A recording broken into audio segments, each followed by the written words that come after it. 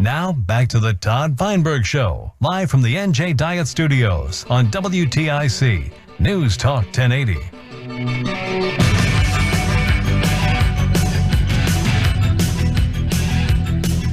It is WTIC. It is a Monday afternoon.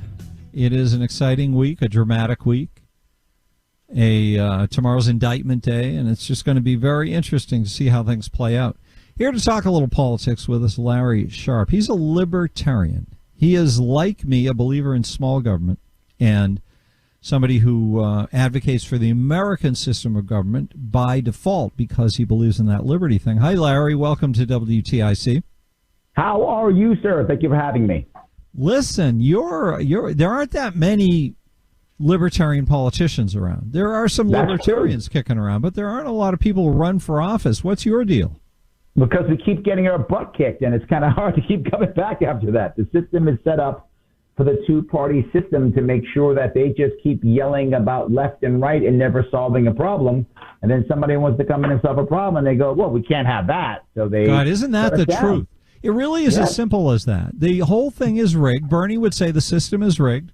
And that's why Bernie runs as Democrats. Why Ron Paul ran as Republican. Yeah. Yeah. Well, that's a good point, too. They need the machinery that is built under the political parties, and that includes But not just that. It's also pay to play, right? Most people don't know, how do you get into the polls? It's not because the polling companies love you and think you're awesome. It's because you buy the polls. Democratic operatives and Democratic PACs, Republican PACs and operatives buy polls. And when you buy the poll, you decide who goes in it. Well, obviously, don't put us in it. When I got into the polling last year, it's because people I know, my supporters, were buying the polls. It's all pay to play. That's how you don't get in the polls. And did that make a difference for you to have numbers available? 100%. I was polling at 6% in 2021 in New York State as a libertarian before I announced. That was magical. So when I went to in New York, as many of you know, the Democratic Party dominates this state almost 3-1. They have a supermajority in the assembly. They run everything. A Republican hasn't won a statewide election in New York State, no kind of statewide, senator, governor, AG, nothing in 22 years. So we are dominated by the left. So when I showed the Republicans that, said, hey, look, I'm doing good. You guys want to get behind me? They went, wow, you are doing good. Then they put $100,000 up and sued me off the ballot in court. Oh, man. And the courts are a rigged system too, right, Larry? Oh, my God. We actually went to court 9 total times, federal court and state court, to include 7 appeals, lost all 9 times. Every single time that we were there, the judges literally said things like, and this is their words on the record, things like, yeah, these rules are made to ensure that nobody can get in the ballot unless they can win. Literally, they said that. They just said, and then they sided with those rules. Every single time. Even though when I told them, I said, look, you don't understand something. I can't go through the legislation because they made the rule. I can't go through the executive because you won't put me on the ballot. So my only recourse is you. And they went, yeah, I guess you're screwed. Sorry. That was that. It is an amazing thing that people, what's the point in living as a judge if you're not willing to make the rulings that need to be made? If you're not excited to be able to right the ship that is taking on water? Well, I completely agree. What they have forgotten something. The Constitution says the judge's job is to interpret the law, not to make law, which is what some of them are doing, and also not to just follow the law, which is what most of them are doing. They either make law, which they shouldn't do, or just follow the law blindly, which they shouldn't do. Their job is to say, this law is garbage, go back and do it again. Yeah. That's what they're supposed to do, but they don't do that. We're talking to Larry Sharpe. How do I describe you? What are you today? What's the right way to bio you? Today, I think I'm much more of an activist. I'm a host and a personality. I'm trying to move things forward. I'm trying to get access to the ballot in New York State. I'm trying to get party status. This was the first time last year in New York State in 80 years that there was not an independent candidate for governor on the ballot. They're trying really hard to get rid of any other options. 500,000 New Yorkers every cycle vote for an independent party, And this year we had 500,000 less voters than last time because they were disenfranchised. So they talk about voter suppression. I'm talking about it too, but from an idea that you can't get your candidate on the ballot. Yeah, I'm with them. I think they're right. No, it's all designed to make sure that there's not a threat to the powerful. It's an amazing thing how different reality is from the rhetoric that they love to spew. Well, yeah, I mean, if you even look at things like the Twitter files and things of that sort, most people said, well, they only, got rid of the right-leaning stuff. That's true, but they also got rid of left-leaning that was not establishment. This was actually anti-establishment. The real enemies here aren't the left or the right. And I know somebody on the left or the right would disagree with me, but it really isn't. The real enemies are the establishment on the left and right. Those are really our enemies. The average voter just wants their life to be easier. That's all they really want. It's the leadership that makes us fight each other so that we don't get anything done. Right. And how are you doing the work that you're doing to try to spread the word and fix things organizationally? Do you have a position with the party? I do not. I am out here doing it on my own. I'm trying to obviously raise money. Money is always an issue. I have to raise $500,000 by next year, April, so that I can get the amount of time, energy, and bodies on the ground to get to become an independent party in New York State. That's how much it's going to cost me, $500,000. Oh, you're trying to make your own party? Yes. Well, I'm trying to bring back the Libertarian Party. The Libertarian Party in New York State doesn't exist. As far as the state destroyed the party. It simply said, you no longer exist. And the judges said, yeah, I'm okay with that. So now they made rules. You said that before, but I didn't really follow what you meant. The courts dismantled the Libertarian Party in New York State. Well, officially, the Congress, our assembly did. The courts just agreed. So in reality, our assembly in New York destroyed the party. We actually had, in 2018, when I gained party status to Libertarian Party, in 2019, when I crossed the state again, we had 107 victories. We had 107 registered libertarians in local offices in 2019. We went from 0 to 107 in 1 year. Mm-hmm. And they went, oh, no, we can't have that, and then dismantled it. And then made rules that nobody could do. And what I mean by nobody, I mean nobody. There was a guy who was a multimillionaire, worth over $40 million. He couldn't get access. A sitting congressman, he couldn't get access, and I couldn't get access. So I sued saying, you made rules that basically outlawed all the other parties. And they went, what are you going to do? The court went along with that.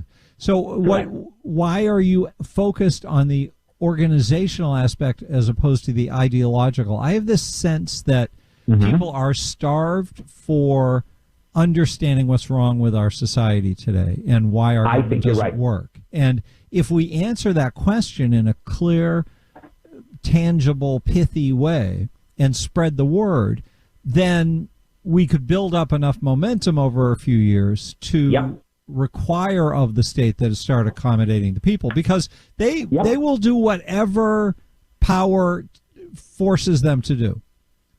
I agree with you. I think you're totally right. Here's what I learned. In 2018, when I was on the ballot, I got on the big shows. I got on Joe Rogan, and I explained how to deal with gun violence. I explained how to fix the schooling system. I explained how to raise money for infrastructure without taxation.